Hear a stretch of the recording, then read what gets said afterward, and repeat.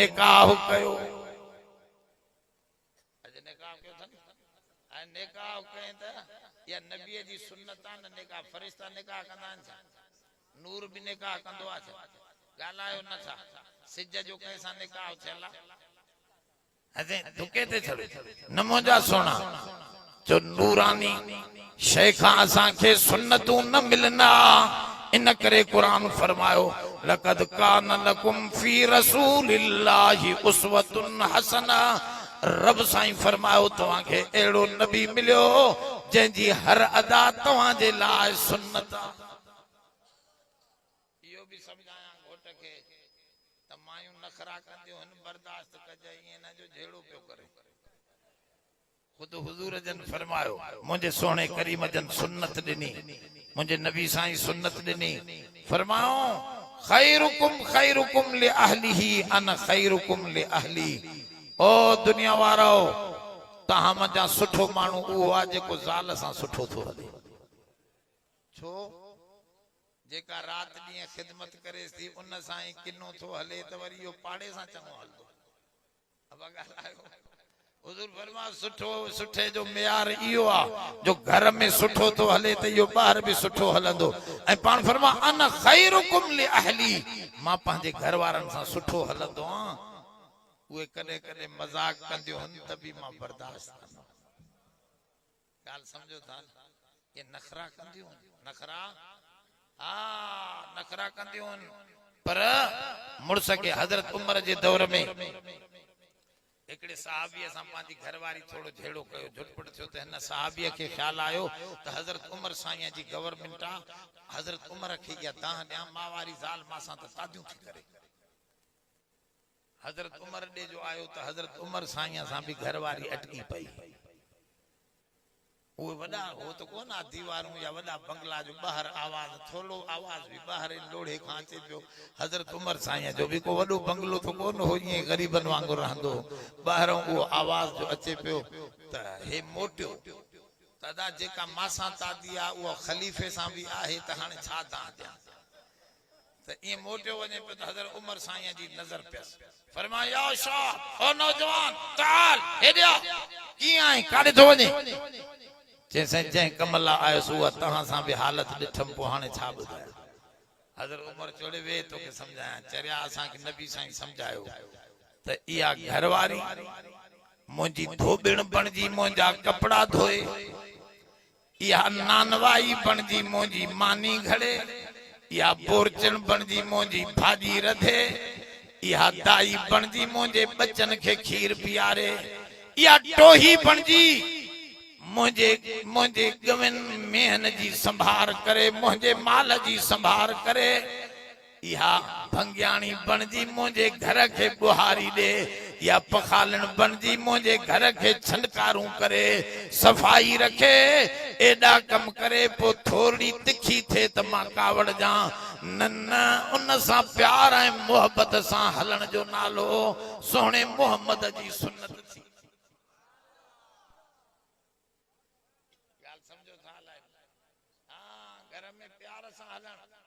बार में भी प्यार इंदो आ अंदर हमरा कावड़े बैठो आ अबो हर वक्त सरकार बने बैठो अब घर में तो तू सरकार ना है हिते तो थदो थी हिते भी सरकार बने बैठो आ माइन के भी वरी समझाए नबी साईं औरतन के भी कुरान समझायो त औरत उआ भलिया ले तस्कुनु इलैहा जेका घर में सुकून खणी अचे घर में सुकून समझो ना शांति झेड़ो न माई उआ भलिया जेको झेड़ो न खणी अचे ब लफ्ज मिलन सत खामोश थी वने हमर माई बेचारी ॾाढी परेशान मुर्स का रोज मार खाईंदी पो वही एकड़े मौली साहब दे चे अबा तावीज वठी वठी थकी हां मुझे मुर्स जो अंदर कारो आ जेड़ो भी तावीज वठा थी लॻेस भी नथो माखे रोज वड़े थी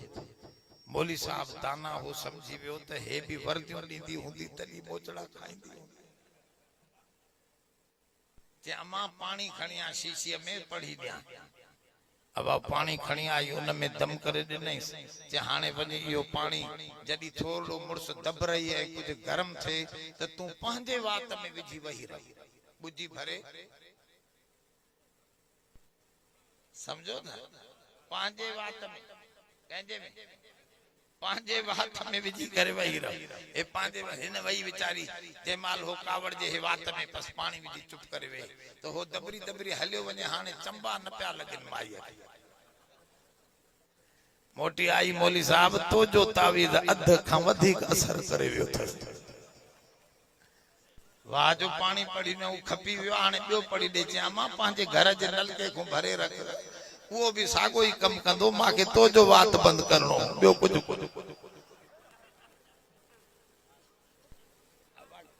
गाल समझो था या बात थोरो डरो कंदी त मसलो ठंदो है केन कन मायन में तो वरी एड़ो बात में पहला शीरी त असल नजर इंदी ना एड़ो गलत गाल आइंदो मौलाना बुधाए पियो ना मौलाना अशरफ अली थानवी रहमतुल्लाह अलैह पांजे किताब में लिखियो आ त माई बेचारी सादी ही पो मां हुयस दाना उन चुस अम्मा परणाया आई थी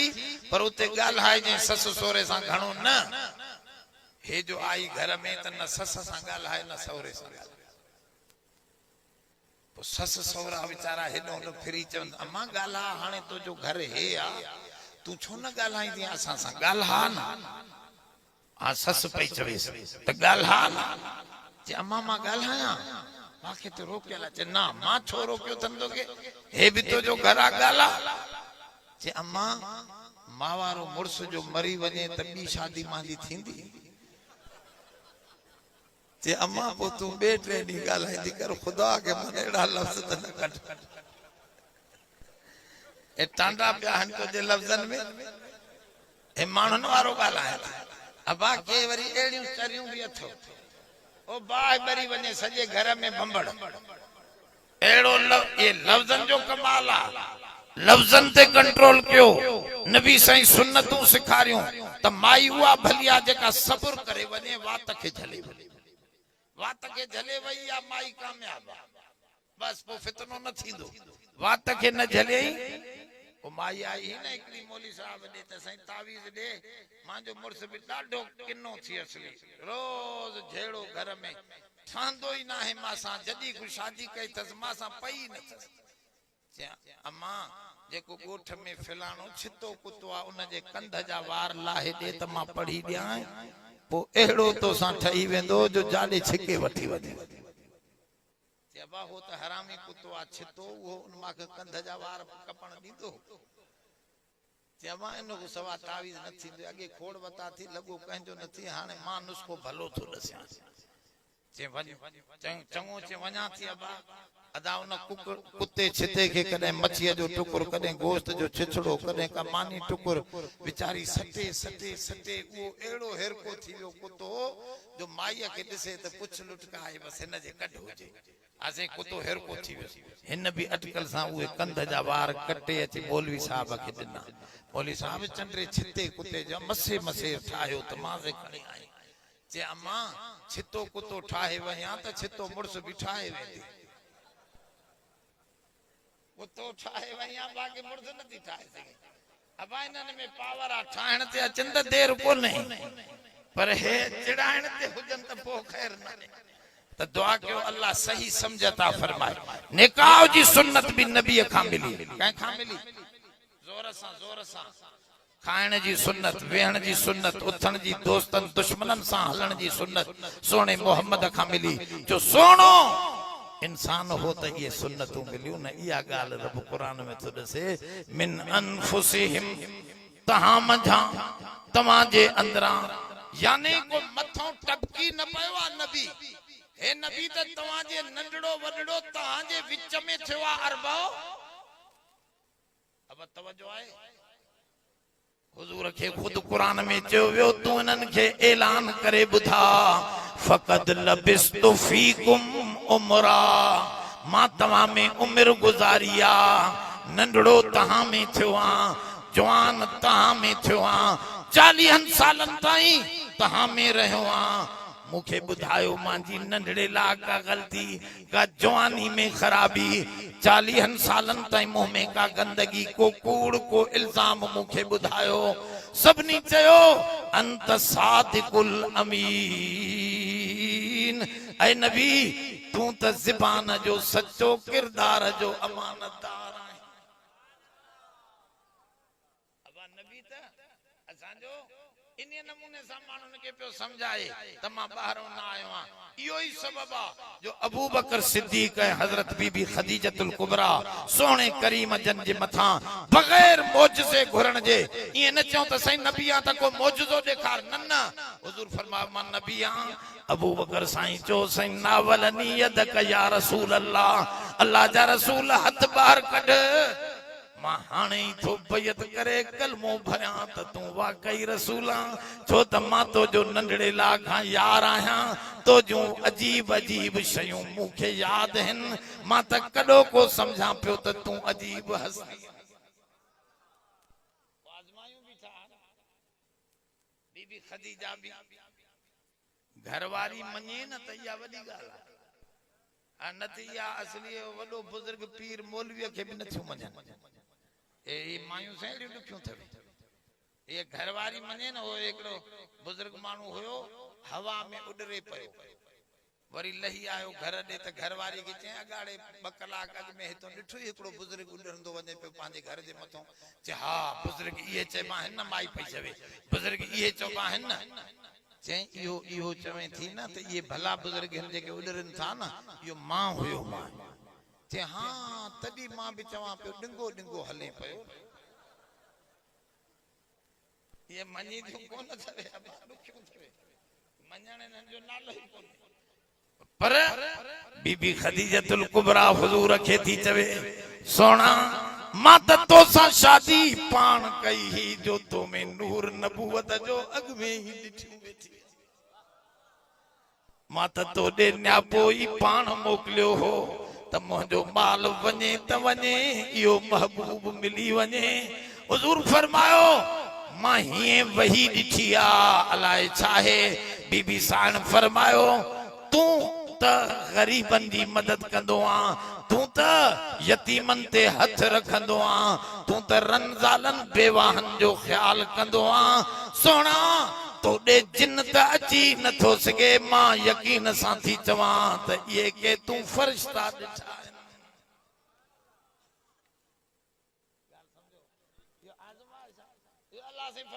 नबी एड़ो दिनुम जंहिंखे तव्हां आज़मायूं बि ठाहियो ॿाहिरां जो हुजे त सुञाणे न सघो आहे मिन अनफुसिहिम हिकड़ी रिवायत ॿी रिवायत अनफुसिहिम जी फा जी ज़बर सां मिन अनफसिहिम कुरान जे ज़बर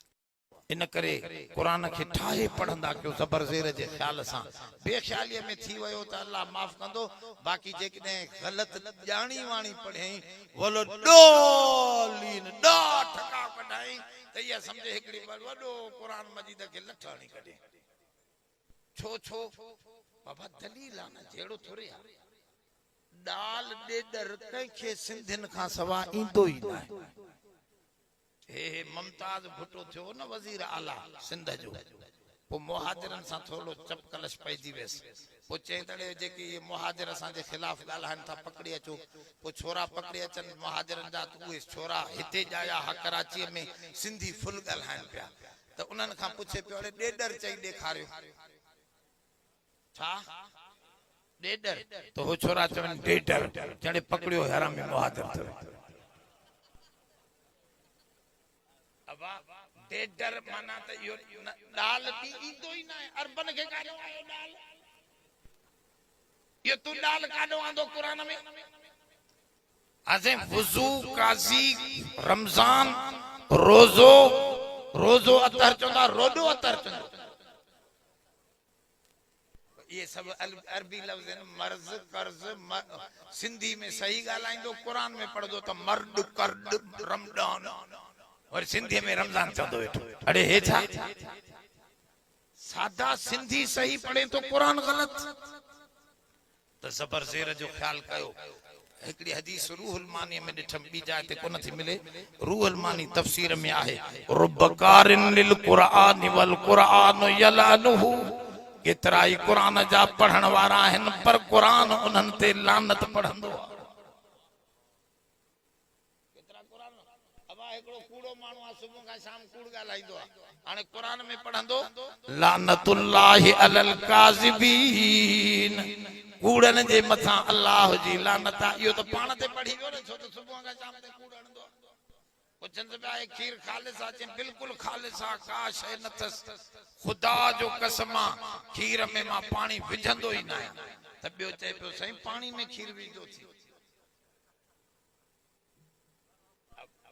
खीर में पानी कॾहिं न विझदो आहे खीर विझी मथों पानी विझे ईअं न कंदो आहे अॻ में बाल्टीअ में पानी विझी मथों खीर ॾींदो आहे कसम त अटकल सां सही पियो खणे त खीर में मां पानी न विझदो आहे बाक़ी पानी में खीर मां विझदो आहे ॾिसो माण्हुनि जो अटकलो सटकलो त दोस्तो कूड़ न हणो सच ॻाल्हायो क़ुरान जी तिलावत सची तॾहिं थींदी जॾहिं क़ुरान वारो किरदार भी हूंदो इन जी क़ुरान इन ते रहमती रहमत पियो वसाए इन करे क़ुरान में ज़बर ज़ेर जो वॾो फ़र्क़ु पवंदो आहे तव्हां पढ़ंदा एहदिन सिरातल मुस्तक़ीम सिरातल लज़ीना ॻाल्हि पढ़ो अदा जंहिंखे अचे थो उहो त पढ़ो अन अमतन जेकॾहिं अन अम तो पढ़े त कुफुर थी वञे हिकड़े लफ़्ज़ पेश ज़बर सां एॾो फ़र्क़ु पैदा थिए थो थोड़ो समझो तवज्जो सां समझो ॻाल्हि त हिते अनफुसिहिम जी माना आहे नबी ॾिनुम तहां मंझां इंसाननि मंझां इंसाननि खे इज़त वधाइण लाइ अनफुसिहिम फा जी ज़बर सां जेकॾहिं पढ़बो इहा बि क़िरात क़ुरान शरीफ़ जी आहे त उन जी माना थींदी नबी त ॾिनो मां पर सॼी काइनात में नफ़ीस तरीन हसीन तरीन नबी ॾिनो मामूली नबी न मिलियो नफ़ीस तरीन नबी मिलियो अब मां तव्हां खां पुछां थो कारे बिलाल खे मञींदा हो न मञींदा ज़ोर सां कहिड़ा कहिड़ा सब मञींदा आहियो न कारे बिलाल उन जा चपड़ा थुल्हा हा रंग जो सादो हो अखियूं सनियूं हो आसे नक उन जो चपटो हो ये सब शयूं उन में न हुयूं पर ये दुनिया जी सूरत त थोरनि ॾींहंनि जे लाइ जॾहिं जन्नत में केर भी वेंदो जन्नती त यूसुफ जहिड़ो हुस्न खणी वेंदो आदम जहिड़ो कद हूंदो दाऊद जहिड़ो आवाज़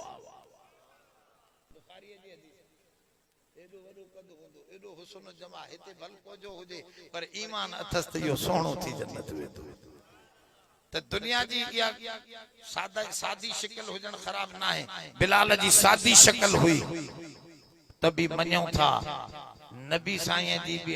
सादी शक्ल हुजे हा त बि असां मञूं हा छो त सीरत ऐं किरदार नबूवत जो नालो आहे शक्ल जो नालो न आहे